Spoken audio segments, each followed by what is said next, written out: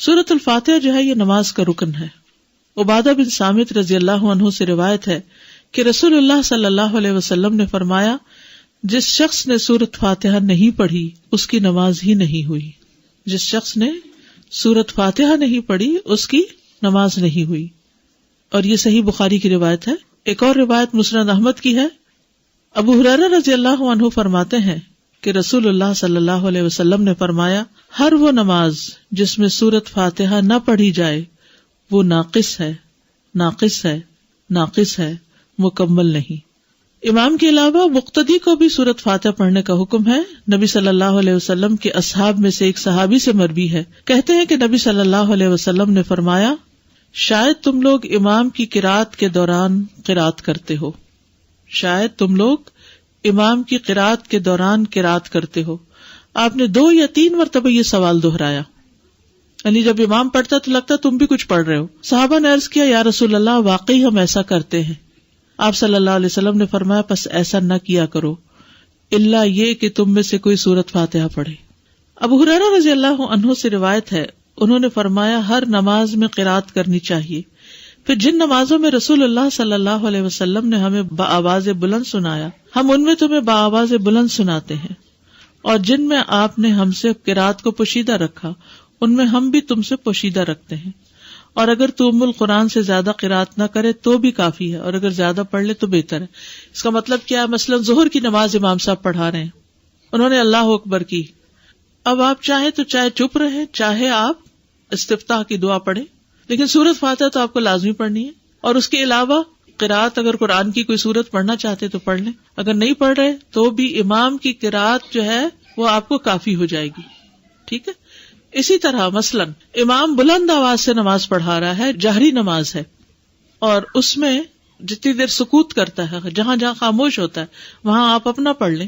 اور جب سورۃ فاتحہ بلند آواز سے پڑھے گا تو دل میں سورۃ فاتحہ پڑھ لیں، اور جب وہ کوئی اور سورت ملائے گا تو خاموشی اختیار کرے. یعنی یہ نہیں کہ وہ سبح اسم ربک الاعلی پڑھ رہا ہے اور آپ ساتھ پڑھنا شروع کر دیں، یہ نہیں کریں. اس وقت آپ کیا کریں؟ خاموشی سے اس کو سنیں. اسی طرح اگر امام نماز پڑھا رہا ہے اور آپ پہنچے ہیں ذرا دیر سے تو سبحانک اللہ وغیرہ نہیں پڑھے، ڈائریکٹ سورۃ فاتحہ شروع کرے تاکہ آپ کی پوری ہو اور آپ امام کے ساتھ رکوع پہ جا سکیں. اگر آپ نے قرات کا کچھ حصہ نہیں پایا تو کوئی بات نہیں، پھر بھی آپ کی وہ رکعت پوری ہو جائے گی. سورۃ الفاتحہ کی اہمیت اور فضیلت بہت دفعہ آپ نے پہلے بھی پڑھی ہوگی، صرف یاد دہانی اس لیے کرا دیتے ہیں کہ انسان اگر سورۃ الفاتحہ پر بھی توجہ کر لے نماز میں تو باقی نماز میں خشوع آ جاتا ہے. آپ یہ تجربہ کر کے دیکھیے، اگر آپ نے سورۃ الفاتحہ کو کیچ کر لیا نا کہ اس کو غور سے توجہ سے ترجمے کے ساتھ پڑھ لیا، ترجمے کے ساتھ مرادی کہ دل میں اس کا معنی دہرا رہے ہیں، تو آپ دیکھیں گے کہ آپ نماز میں ٹک جاتے ہیں، پھر نماز میں فوکس قائم ہو جاتا ہے. لیکن اگر شروع سے ہی دھیان نہیں جمع تو پھر بعد میں بھی دھیان جمانا مشکل ہوتا ہے. 7 مثانی کہا جاتا ہے سورۃ الفاتحہ کو. قرآن مجید میں آتا ہے وَلَقَدْ آتَيْنَاكَ سَبْعًا مِّنَ الْمَثَانِي وَالْقُرْآنَ الْعَظِيمِ، بلا شبہ یقیناً ہم نے آپ کو بار بار دہرائی جانے والی 7 آیتیں اور بہت عظمت والا قرآن عطا کیا ہے.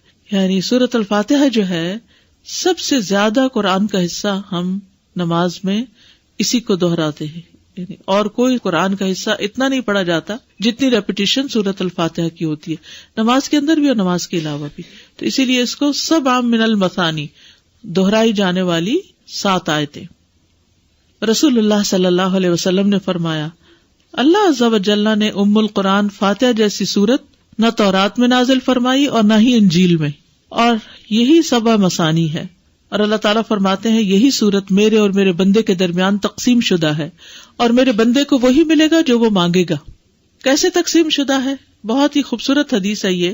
ابو ہریرہ نبی صلی اللہ علیہ وسلم سے روایت کرتے ہیں کہ آپ نے فرمایا جس نے کوئی نماز پڑھی اور اس میں ام القرآن کی قرات نہ کی تو وہ ناقص ہے. 3 مرتبہ فرمایا، یعنی پوری ہی نہیں. ابو ہریرہ سے کہا گیا ہم امام کے پیچھے ہوتے ہیں. انہوں نے کہا اس کو اپنے دل میں پڑھ لیا کرو، کیونکہ میں نے رسول اللہ صلی اللہ علیہ وسلم سے سنا آپ فرما رہے تھے اللہ تعالیٰ نے فرمایا میں نے نماز اپنے اور اپنے بندے کے درمیان آدھی آدھی تقسیم کی ہے. اور یہاں نماز سے مراد کیا ہے؟ سورۃ الفاتحہ. اور میرے بندے نے جو مانگا وہ اس کے لیے ہے. اور اگر اوور آل اس کو لے تو نماز میں کچھ حصہ اللہ سبحانہ وتعالیٰ کی تسبیح ہے، حمد ہے، اور کچھ حصہ دعا ہے. نماز کا مطلب کیا ہے؟ دعا. تو نماز میں یا ہم دعائیں مانگ رہے ہوتے ہیں یا اللہ کی تعریف بیان کر رہے ہوتے ہیں. ٹھیک ہے. تو بندہ جب اللہ کی تعریف کر چکتا ہے اور پھر اپنے لیے دعا کرتا ہے تو دعا قبول ہو جاتی ہے. جب بندہ الحمدللہ رب العالمین کہتا ہے تو اللہ تعالیٰ فرماتا ہے میرے بندے نے میری تعریف کی. جب وہ الرحمن الرحیم کہتا ہے تو اللہ تعالیٰ فرماتا ہے میرے بندے نے میری ثنا بیان کی. جب وہ مالک یوم الدین کہتا ہے تو اللہ تعالیٰ فرماتا ہے میرے بندے نے میری بزرگی بیان کی. یا فرماتا ہے میرے بندے نے اپنے معاملات میرے سپرد کر دیے. پھر جب وہ ایاک نعبد و ایاک نستعین کہتا ہے تو اللہ تعالیٰ فرماتا ہے یہ میرے اور میرے بندے کے درمیان ہے اور میرے بندے نے جو مانگا وہ اس کا ہے. اور جب اہدنا الصراط المستقیم صراط الذین انعمت علیہم غیر المغضوب علیہم ولا الضالین کہتا ہے تو اللہ فرماتا ہے یہ میرے بندے کا ہے اور میرے بندے کے لیے ہے جو اس نے مانگا. پھر ہدایت کیسے نہیں ملے گی؟ انشاءاللہ ہدایت ملے گی کیونکہ اللہ نے وعدہ کر لیا. اب آپ دیکھیے اگر ہم نے اللہ کی تعریف کی اور ہمیں سمجھ نہیں آئی ہم نے کیا کیا، ایسے ہی بس تعریف کر گئے اور دعا مانگتے وقت ہم تھوڑے سے متوجہ ہو گئے تو پھر ہم کیا کر رہے ہیں؟ تو سورۃ الفاتحہ کی ایک خوبی یہ ہے کہ یہ اللہ اور بندے کے درمیان تقسیم ہے. سفیان کہتے ہیں مجھے یہ روایت علاء ابن عبد الرحمن بن یعقوب نے سنائی. میں ان کے پاس گیا، وہ گھر میں بیمار تھے. میں نے ان سے اس حدیث کے بارے میں سوال کیا اور انہوں نے مجھے یہ سنائی. اب سورۃ الفاتحہ کی قراءت کا طریقہ کیا ہے، کیسے پڑھی جائے؟ ایک ایک آیت کو وقف کر کے پڑھنا. ام سلمہ سے مروی ہے کہ ان سے رسول اللہ صلی اللہ علیہ وسلم کی قراءت کے متعلق پوچھا گیا تو انہوں نے فرمایا کہ آپ ایک ایک آیت کو وقف کر کر کے پڑھتے تھے. پھر انہوں نے سورۃ الفاتحہ کی پہلی 3 آیات کو توڑ توڑ کر پڑھا. یعنی توڑ توڑ کے یعنی کہ آیت بیچ میں توڑ دی بلکہ ہر آیت پہ وقف کیا. بسم اللہ الرحمن الرحیم الحمد للہ رب العالمین الرحمن الرحیم مالک یوم الدین. اور پھر کہتی ہیں کان یقطع قراءتہ آیتن آیتن کہ نبی صلی اللہ علیہ وسلم ایک ایک آیت کو وقف کر کے پڑھتے تھے. پھر آپ صلی اللہ علیہ وسلم الفاتحہ پڑھتے، آپ اس کی ایک ایک آیت الگ الگ کر کے پڑھتے. بسم اللہ الرحمن الرحیم پڑھتے، پھر رک جاتے، پھر الحمدللہ پڑھتے اور پھر باقی بھی اسی طرح آخر تک. اسی طرح آپ کی تمام قرات تھی. آپ آیات کے اختتام پر رک جاتے اور ایک آیت کو دوسری سے ملا کر نہیں پڑھتے. حضرت عبداللہ بن عباس فرماتے ہیں کہ ایک دن جبریل علیہ السلام رسول اللہ صلی اللہ علیہ وسلم کے پاس بیٹھے ہوئے تھے، کیونکہ آپ کو معلوم ہے نا کہ جب وہ وحی لاتے تھے تو آپ کے پاس بیٹھتے تھے، کہ انہوں نے اپنے اوپر ایک زوردار آواز سنی. انہوں نے اپنا سر اٹھایا، پھر فرمایا یہ آسمان کا ایک دروازہ ہے جو آج سے پہلے کبھی نہیں کھلا. پھر فرمایا یہ ایک فرشتہ ہے جو آج سے پہلے زمین پر کبھی نہیں اترا.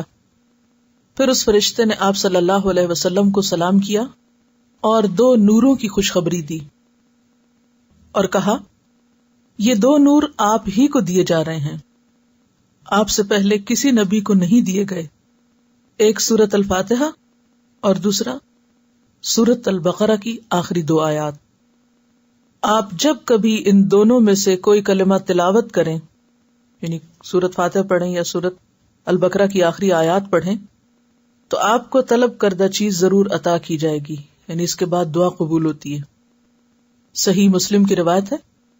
تو اس سے پتہ چلتا ہے کہ سورۃ الفاتحہ کتنی عظیم سورت ہے اور اس کا پڑھنا کتنا بابرکت ہے. اور اللہ سبحانہ وتعالیٰ نے رسول اللہ صلی اللہ علیہ وسلم پر خاص انعام فرمایا اور آپ کو یہ سورت عطا فرمائی. قرآن پاک میں آتا ہے وَلَقَدْ آتَيْنَاكَ سَبْعًا مِّنَ الْمَثَانِي وَالْقُرْآنِ الْعَظِيمِ کہ ہم نے آپ کو 7 بار بار دہرائی جانے والی آیات عطا کی ہیں، اور اس سے مراد سورۃ الفاتحہ ہی ہے. ایک اور حدیث ہے جو بخاری کی ہے. آپ صلی اللہ علیہ وسلم فرماتے ہیں حضرت ابو سعید سے، یعنی اپنے ایک صحابی سے، آپ نے فرمایا میں تجھے قرآن کی ایک ایسی سورت بتلاؤں گا جو قرآن کی سب سورتوں سے بڑھ کر ہے، اور وہ ہے الحمد للہ رب العالمین، اور یہی ہے وہ 7 آیات جو بار بار دہرائی جاتی ہیں، اور قرآن عظیم جو مجھے دیا گیا.